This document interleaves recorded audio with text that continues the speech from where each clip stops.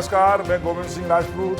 मैं इस समय स्टार न्यूज के सुंदर स्टूडियो में हूँ और मेरे साथ हैं मेरे मित्र ब्रजेश राजपूत। गोविंद जी, आपका बहुत बहुत स्वागत करते हैं हम बहुत-बहुत स्टार न्यूज़ के guest in newsroom programme में। और आपने जिस खूबसूरती से सब कुछ पढ़ा तो लगता है कि आप तो इसमें बड़े सिद्ध हस्त हैं और बढ़िया आपकी जो पर्सनालिटी है। तो आप कभी फिल्मों में नहीं गए और राजनीति में कैसे आ गए? फिल्मों में जाने की कोशिश नहीं किया क्या? देखिए, ये तो भाग्य होता है, जहाँ जिस आदमी को स्टार ले जाना चाहते वहाँ पहुँचता है। मेरी जनसेवा में रुचि शुरू से थी। छात्र जीवन में मेरे साथी आप भी रहे हैं जी जी। विश्वविद्यालय में। उस समय मुझे मॉडलिंग का ऑफर आया था। अरे वाह, आपको मॉडलिंग का ऑफर आया था? रेडियो आता था उस समय, tape recorder, national Panasonic, national Panasonic के टेप रिकॉर्डर्स होते थे, बड़े खूबसूरत, फेमस था उस बहुत समय। फेमस थे, जापानी कंपनी थी। उसका मुझे आया था कि आपको मुंबई आके इतने सारे आपको फोटोग्राफ्स लेके आना है। मैं बड़े खुशी से तैयार था। हमारे छात्र बड़े खुश थे, हौसला की डर लगी कि वो मॉडलिंग की दुनिया में जा रहे हैं। लेकिन फिर मेरे घर वालों ने कहा कहीं नहीं जाना है, क्यों?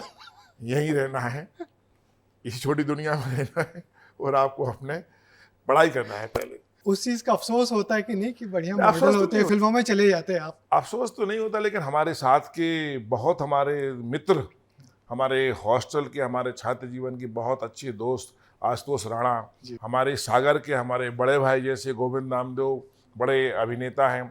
हमारे छोटे भाई जैसे मुकेश तिवारी, इस समय मुंबई में बहुत अच्छे स्टार। श्रीवर्धन जी बहुत अच्छे टीवी में हैं, आते हैं और फिल्मों में भी हैं। तो बहुत सारे मित्र हैं, तो देख के खुशी होती है। चलिए, हम आपसे और सारी बातें करेंगे, मगर आपको अब न्यूज़ रूम ले चलते हैं। गोविंद जी, आप हमारे न्यूज़ रूम आए, हम आपको लंबे समय से चाह रहे थे कि आप आते, और आप देर आए दुरुस्त आए, मगर हमने आपके लिए कितनी तैयारी कर रखी है। आपकी पूरी राजनीतिक करियर की हमने एक बड़ी झलकी सी लगा रखी है। बड़े जोरदार फोटो हैं। सबसे बेहतर फोटो आपको कौन सा लग रहा है? फोटो सभी जोरदार हैं, लेकिन ये मैं मुझे याद है, मैं कान्हा गया था। अच्छा। और कान्हा में मैंने बहुत देर तक टाइगर देखने का प्रयास किया था।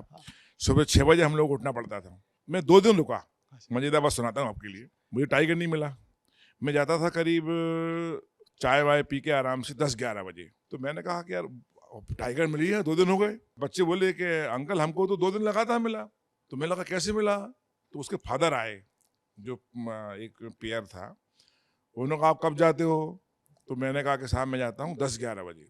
तो उन्होंने बड़े मजाकिया मूड में कहा कि टाइगर आपका इंतजार करेगा, कि आप आ रहे हो तैयार होके, तो मैं मिलूंगा देखने के लिए। तो मुझे बड़ा बुरा लगा, क्या कैसी बात कर रहे हैं। तो बोला भाई साहब टाइगर देखना है तो सुबह 6 बजे जाओ। तो मैं उठ के सुबह 5 बजे तैयार होके गया, तब मुझे टाइगर दिखा, प्रसन्नता हुई। क्या बात है। इसमें कुछ और अच्छे फोटो हैं। मोदी जी के साथ आपकी फोटो है, अमित शाह मोदी जी जी के साथ तो फोटो बहुत ही, हमारे सागर आए थे तो मोदी जी को पगड़ी पहना रहा हूँ। हाँ। जब प्रधानमंत्री को पगड़ी पहनाते हैं तो पहले से तय होता है कौन पहनाएगा, कितना नाप होगा उनको। तो मैंने बिगेन नाप की तैयार कर ली थी और एसपी से कहा हम तो पहनाएंगे। तो पगड़ी आप ध्यान से देख रहे हो, तो पगड़ी पहनाते हुए मेरे हाथ थोड़े से कांप रहे हैं।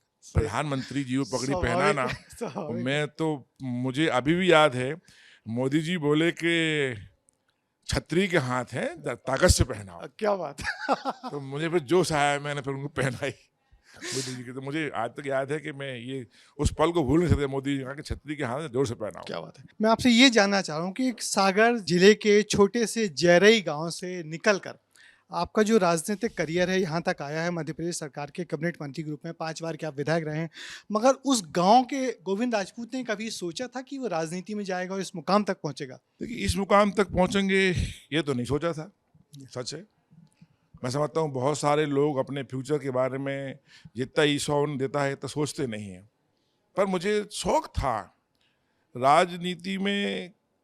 तो बहुत छात्र जीवन की बात जब मैं आया तब पहला पायदान इस कदम में रखा। लेकिन मैं जब गांव में था तो मैंने उस समय एक ग्राम संघर्ष समिति बनाई थी। अच्छा।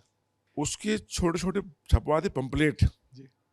तो जैसे कोई नेता आता था गांव में, अधिकारी आता था, तो हम लेके भागते। देखिए हमारी ग्राम संघर्ष समिति है, हम लोग सफाई करते हैं गांव में, हम वृक्ष लगाते हैं गांव में, हम गांव की सड़कों को सुंदर बनाते हैं।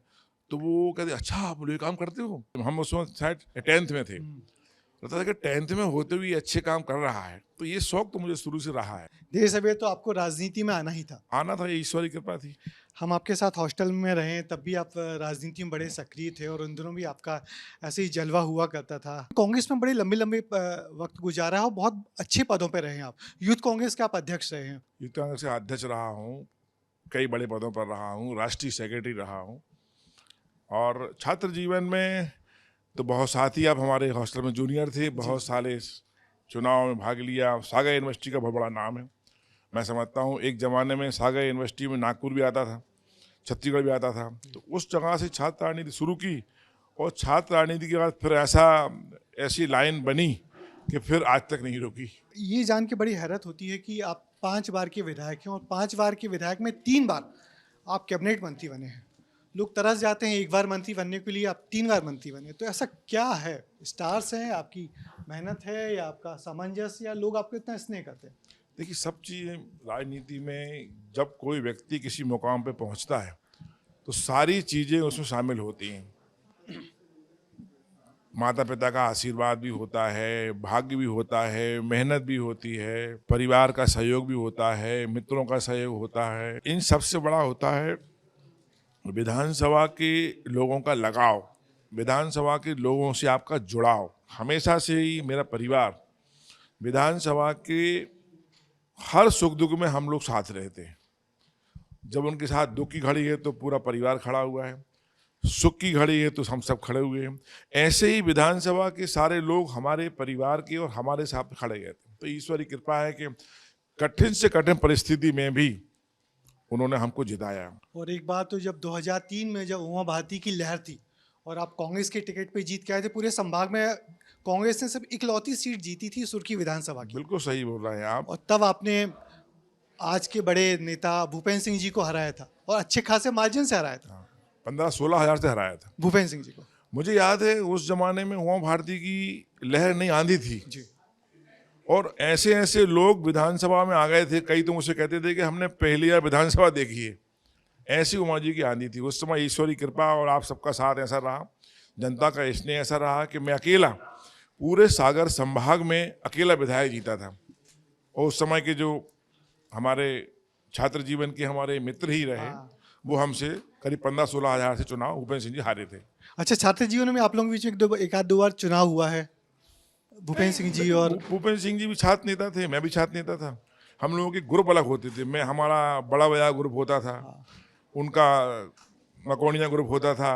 तो छात्र जीवन में अपनी अपनी राजनीति करते थे और सागर यूनिवर्सिटी ने बहुत सारे छात्र नेता पैदा किए और सब बड़े बड़े मुकाम पर पहुंचे भी हैं। बहुत लोग विधायक बने हैं, बहुत लोग मंत्री बने हैं।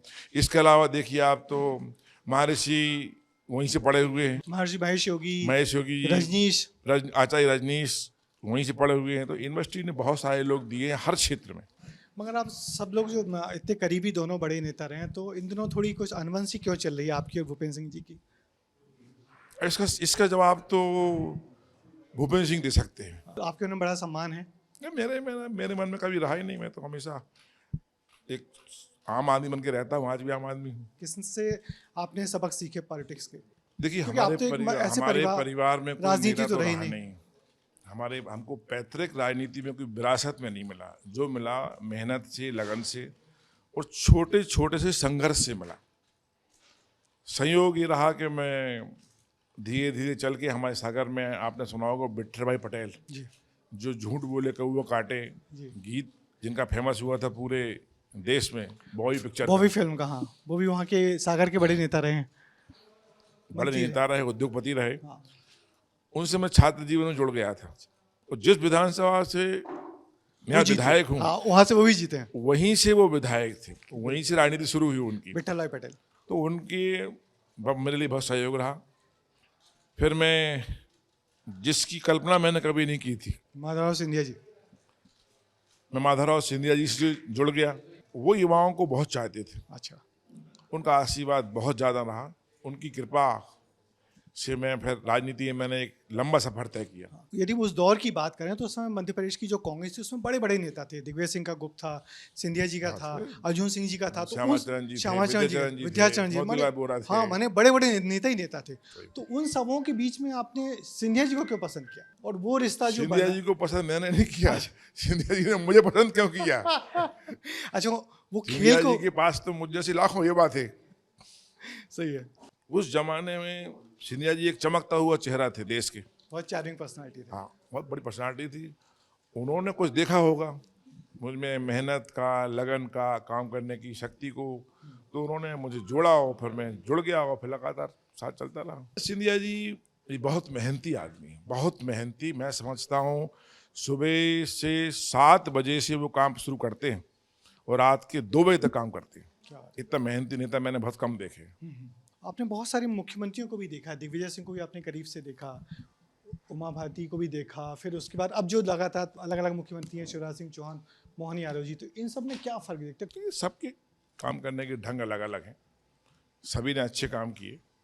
और वर्तमान में तो मैंने शिवराज सिंह जी के साथ लंबा तय किया, कुछ समय कमलनाथ जी के साथ भी करने का अवसर मिला, पर शिवराज सिंह जी को जो मिलने का ढंग था आम आदमी से बहुत अच्छा था।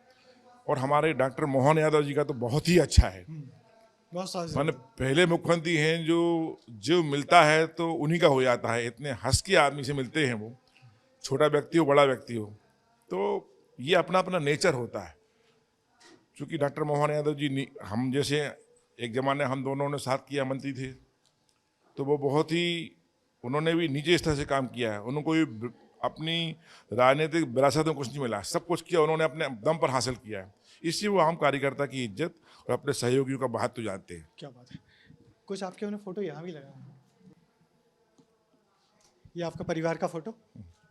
देखिए, हमारा परिवार, हमारी पत्नी बहुत धार्मिक है जी। वो करीब करीब मैं समझता हूँ रोज 3 घंटे पूजा करती हैं। अच्छा ये हमारा छोटा बेटा है अच्छा, ठीक। आकाश। फिल्मों में ये भी सक्रिय थे बीच में तो कुछ? हाँ, फिल्मों में का उनको बहुत शौक था। हाँ अभी उनको फिल्मों के फोन आते हैं कई डायरेक्टर्स के, एक दो उन्होंने गाने भी गाए हुए, हाँ हाँ। पर अब वो अपने जन सेवा में और घर के अन्य कामों में व्यस्त रहना आपकी उन्होंने। विधानसभा संभालते हैं? विधानसभा भी संभालती है और हमारे अन्य काम भी देखते हैं। ये वही फोटो ना? एक फोटो आपके भैया? ये हमारे गांव का फोटो है, अच्छा, हमारे फार्म हाउस का फोटो है। हाँ हाँ। आपके बड़े भाई हैं? हाँ, ये हमारे बड़े भाई हैं। अच्छा, ये सबसे ये बड़े? मजले अच्छा, और जिला पंचायत के अध्यक्ष हैं अभी। हाँ हाँ। ये मैं हूँ। तो पॉलिटिक्स से पहले ये मंझले भैया आए कि फिर आप आए थे? सबसे पहले मैं ही आया। अच्छा, मेरे बाद ये भी आए, जनपद अध्यक्ष रहे, हाँ ये जिला पंचायत अध्यक्ष हैं। हाँ मध्य प्रदेश के अध्यक्षों के अध्यक्ष भी सबने बनाया मिलकर इनके लिए। हाँ। ये हमारे दामाद हैं, अच्छा, हमारे भतीजे हैं सारे। हमारा बड़ा बेटा ये आदित्य, हाँ। ये हमारा भतीजे मूरत, सब हमारे पूरा आपके भतीजे परिवार का फोटो हमने हाँ। निकाल के रखा है। अच्छा। ये आपकी एक जीप हुआ करती थी हाँ। हॉस्टल के दिनों में, हमने देखा लाल रंग की। बिल्कुल। तो जीप पे घूमे बहुत पसंद है आपको? हाँ, मैं छात्र जीवन में रखता था एक बुलेट, आपने देखी होगी। बुलेट। बड़ी फेमस थी एक हमारी बुलेट थी बुलेट। आपके पास? हाँ लिखा था कुंवर। हाँ, कुआं। फिर हमको छात्र जीवन में ही, मैं जब सीजन हुआ तो मुझे घर वालों ने जीप दे दी, खुली जीप। उस समय जीप विलीज की? बिलीज गाड़ी अच्छा। बिलीज। ये तो फोटो हमारे गांव का है, जब मैं गांव गया था दिवाली की पूजा पर हम लोग गांव जाते हैं, तब का फोटो है शायद। अच्छा, आपके भैया ही साथ में बैठे हैं? हमारे मंडले भाई के साथ। आपके ये बड़ा यादगार क्षण है। माधवराव सिंधिया जी महाराज जब इंदौर एक कार्यक्रम में आए थे, अच्छा, बहुत बड़ा कार्यक्रम था, इसमें करीब हमने 1 लाख की रैली की थी। आप यूथ कांग्रेस का टी शर्ट पहने हुए? मैं अध्यक्ष था मध्य प्रदेश का, हाँ। और उसमें महाराज आए थे। 1 लाख की रैली की थी, तो बहुत बहुत प्रसन्न थे वो, और कुछ बात कर रहे हैं उस समय का। नेचुरल फोटो है बड़ा नेचुरल फोटो है। क्या बात है। ये दिल्ली का फोटो है। ये नागरिक उड्डयन मंत्री थे जब सिंधिया जी, तो उन्होंने सारे देश के मंत्रियों को बुलाया था, क्योंकि हमारे यहाँ मंत्री सीएम हुआ करते हैं, नागरिक उड्डयन मंत्री, तो इसलिए उनके सीएम शिवराज सिंह जी के बिहाफ पर मैं गया था। तो पहली बार ऐसा देखा कि सिंधिया जी ने प्रदेश के सारे मंत्रियों का खुद स्वागत किया था, एक आदमी का वेलकम किया था उन लोगों। पर आपकी बात करें तो आपने सिंधिया जी के साथ एक बहुत बड़ा फैसला लिया था अपनी जिंदगी में, पार्टी बदलने का। वो हौसला कहाँ से आ गया था कि कांग्रेस छोड़ के सिंधिया जी के पीछे चल पड़े आप?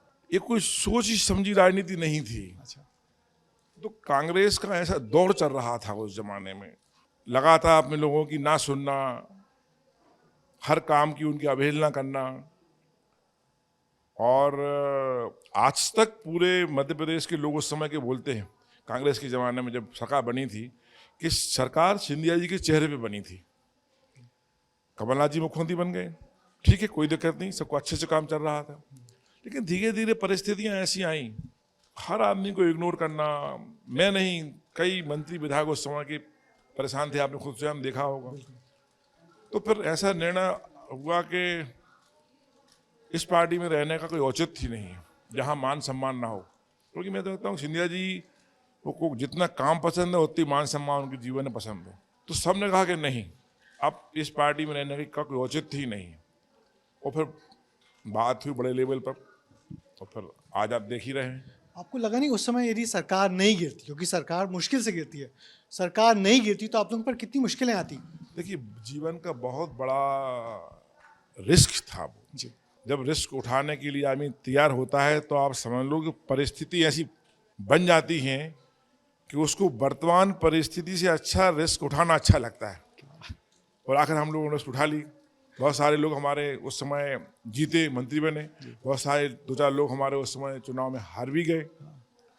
लेकिन आज आप सबकी दुआ से भारतीय जनता पार्टी में मैं 2 चुनाव जीत चुका।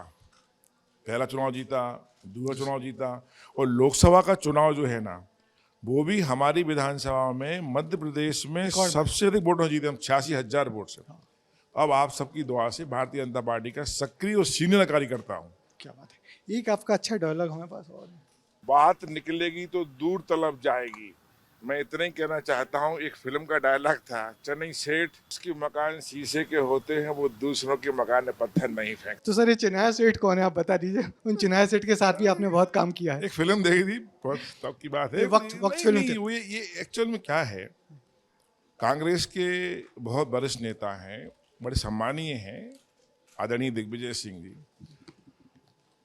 वो उनका काम ही है हर बात पे आरोप लगाना, पत्रकार वार्ता करना। अब बताइए, मैं परिवहन मंत्री तो हूं नहीं, मैं तो खाद्य नागरिक आपूर्ति मंत्री हूं।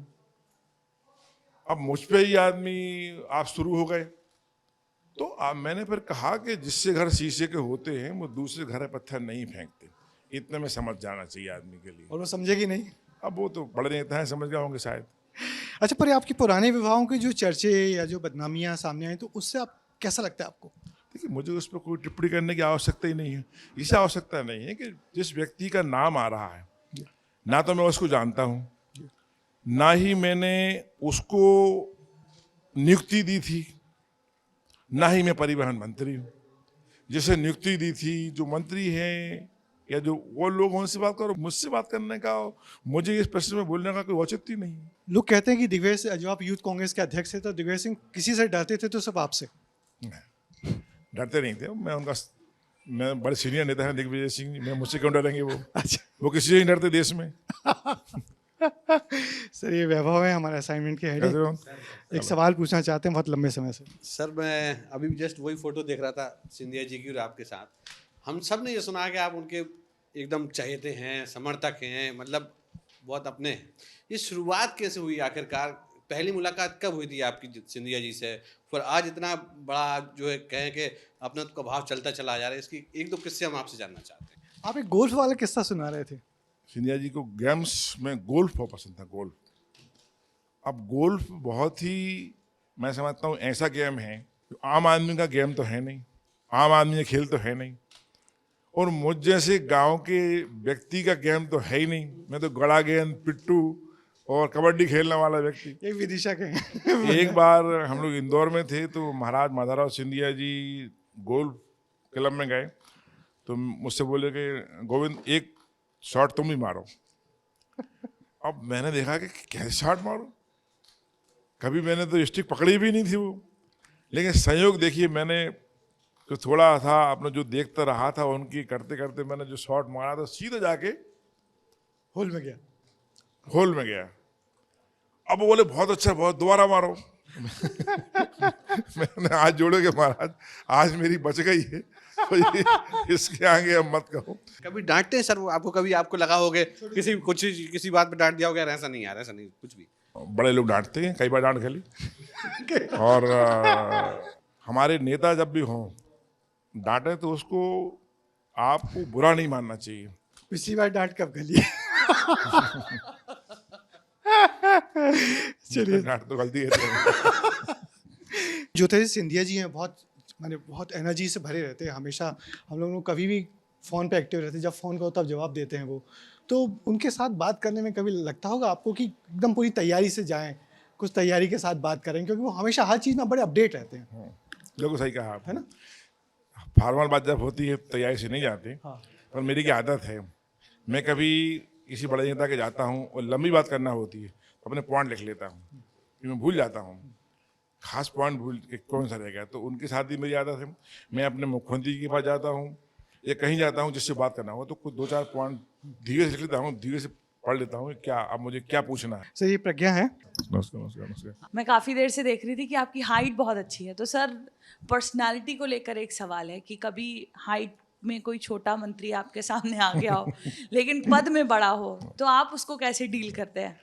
देखिए, हाइट तो प्रकृति और ईश्वर की दान होती है, पर मैं थोड़ा सा मुझे कुछ खेलने का शौक भी रहा और जिम जाने का मुझे भयानक शौक रहा।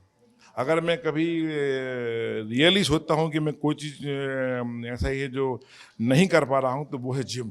आज की व्यस्तता के इससे मेरे घर पे सागर में भी जिम लगा है, मेरे सरकारी बंगले में भी हमने जिम लगा देखा है, हुआ हमने आपका जिम देखा सब लगा हुआ है। तो मुझे एक्सरसाइज करने का और जिम का शुरू से शौक रहा है। तो अब हाइट तो कोई छोटा बड़ा होता है, पर मुझे नहीं लगता, पर जो छोटे होते हैं वो कहते हैं गोविंद भाई थोड़े पीछे आना के। सर, आपको फिल्मों का भी बहुत शौक है, खूब फिल्में देखते थे आप, सागर की बहुत सारी टॉकीजों में।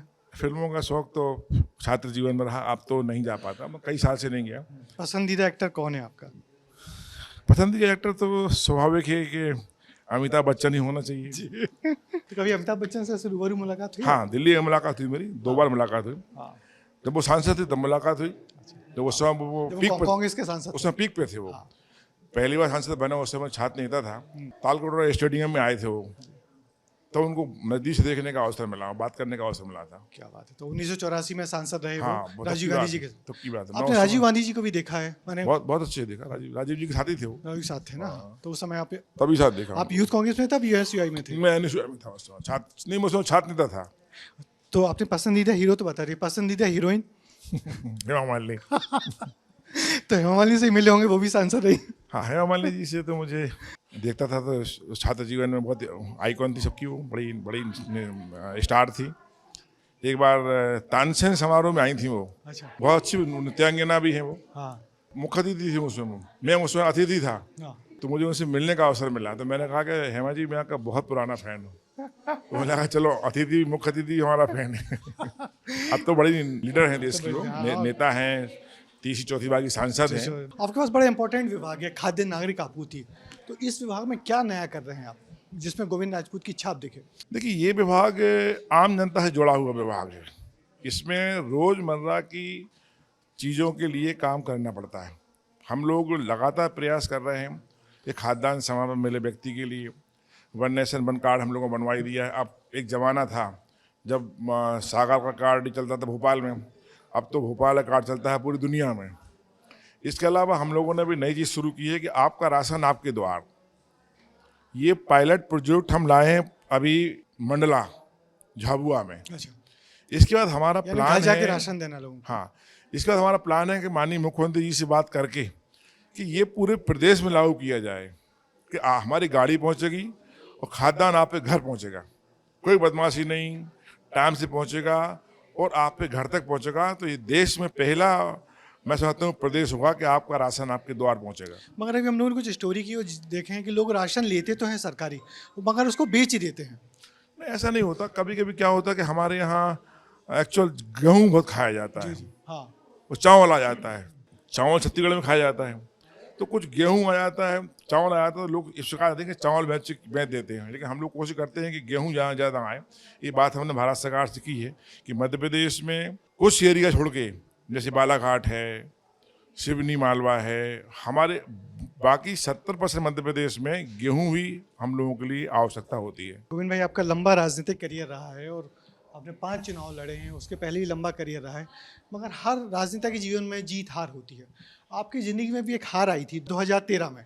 आप बहुत मामूली वोटों से हार गए थे, शायद 141 वोट थे वो पारुल साहू से। उस हार को लेके कैसे आपने जब्त किया होगा कि बिल्कुल इतने करीब आके हार गए? अब वो हार हमारी अति आत्मविश्वास में हुई थी। बहुत सारे लोग चुनाव में उस समय हमारे सामने खड़े हो रहे थे, लेकिन नहीं हो पाए वो। जी, इनको टिकट मिला, तो हमारे कार्यकर्ता अति उत्साह में थे कि हम तो जीत रहे हैं, निश्चित रहो, 25,000 से 30,000 से आप घर में किसी काम करने की आवश्यकता नहीं। तो मैं समझता हूँ अति आत्मविश्वास से नुकसान हुआ और मैं 141 वोट चुनाव उस समय हार गया था। बड़ा अफसोस हुआ होगा। अफसोस तो होता है। सर, हमारे साथी हैं, ये भी आपसे एक सवाल पूछना चाहते हैं। सर, जीवन में हार कितना महत्वपूर्ण है और क्या सिखाती है? हार के बाद ही जीत है, ये हम लोग देखते हैं ऐड में। हार के बाद बहुत ज़्यादा दुखी ना हो और जीत के बाद बहुत ज़्यादा खुश ना हो, यही जीवन का मंत्र है। मैं बहुत ज़्यादा जो मुझे मिला उससे भी जीवन में मुझे आज तक रत्ती भर भी अहंकार नहीं आया। मैं 30 बार मंत्री बन गया, 5 बार का विधायक बन गया, बड़ी पदों पर रहा, तो मुझे कुछ बस एक दिन लगता है और दूसरे दिन मैं अपने काम में लग जाता हूँ। और जब भी कि हार का अवसर मिला तब भी कोई चिंतित नहीं हुआ, अपने काम पर लग गया। 2013 में आप हारे, उसके बाद 18, 20 और 23 लगातार जीते और 3 बार आप मंत्री बने। हाँ, सर, ये अमर हैं, हमारे प्रोड्यूसर हैं और ये भी कुछ आपसे जानना चाहते हैं। सर नमस्ते, मेरा नाम अमर है। मैं पढ़ रहा था आपके बारे में कि आपको बचपन में कन्हैया कह के बुलाया जाता था आपके गांव में। हाँ हाँ, ये बात सच है या नहीं? दूसरा ये कि मैंने आपके कुछ वीडियोस देखे, आप शायद बुंदेली गीत कुछ गा रहे थे। ये हम लोग इस सुख से क्यों वंचित रह जाएं? हम लोगों को भी सुनना है आपका कोई गीत। एक्चुअल क्या है कि मेरा जन्म जो है ना वो जन्माष्टमी में हुआ। जन्माष्टमी पे और सुबह की टाइम हुआ था, तो मेरे माता पिता ने मेरा नाम कन्हैया रखा था और गांव में कन्हैया ही चलता था। फिर मैं शहर में आए, गोविंद बन गया। तो कन्हैया और गोविंद, अब हमें कुछ गीत भी तो सुनाएंगे, हम क्यों इस सुख से वंचित रह जाएं? हाँ, मुझे गीत ही ज़्यादा नहीं आते भी। नहीं तो आपके वीडियोस काफी वायरल मैंने देखे हैं, आप बहुत अच्छा गाते हैं। वो जब दिवाली पे जाते हैं हाँ, कोई नहीं, जिस तब दिन कोई आप गा गाना गा देंगे उसी दिन लेते दिवाली हो हैं। जाएगी। तो शादी ब्याह में अक्सर एक गाना आपने सुना होगा, और हमारे यहाँ का सागर का, बुंदेलखंड का फोक डांस बहुत फेमस है। नैना बंद लागे कईयो हो, चोली बंद लागे कईयो हो, पीपर को पत्ता हलत नहीं आइन, समधी की बैठक उठत नहीं आन, नैना बंद लागे कईयो। ऐसे कई गाने हैं, कई बुंदेली सॉन्ग हैं जो बड़े ही अपने आप, जो बुंदेलखंड का रहने वाला है ना, उसके मन में आज भी वो किलका ही रखते हैं। सर, बहुत बहुत शुक्रिया गोविंद भाई बहुत आपका। धन्यवाद आपने आपको। इतनी सारी बातें करी, अपने राजनीतिक जीवन के बारे में बताया, जीत के बारे में बताया, हार के बारे में बताया और इतना सुंदर बुंदेली फोक सॉन्ग भी हम लोगों को सुना दिया। आपको बहुत बहुत शुक्रिया। Thank you. हम लंबे समय से चाह रहे थे कि आप यहाँ आते और आप आए, मगर हम कहेंगे आने में मुझे देरी हुई, क्षमा चाहता हूँ, लेकिन नहीं, मेरी मगर- बहुत इच्छा थी जी, और मेरे छात्र जीवन के मित्र ब्रजेश से मिलने की, खासकर के नए माहौल में। बहुत थैंक यू। सर, आप देर आए दुरुस्त आए, हम आपको हमेशा याद रखेंगे। बहुत बहुत शुक्रिया आपका। Thank you. ये थे मध्य प्रदेश के कैबिनेट मंत्री गोविंद सिंह राजपूत जी। अगली दफा किसी और नई हस्ती से आपकी मुलाकात करवाएंगे गेस्ट इन न्यूज़ में। तब तक के लिए मुझे दीजिए इजाजत। नमस्कार।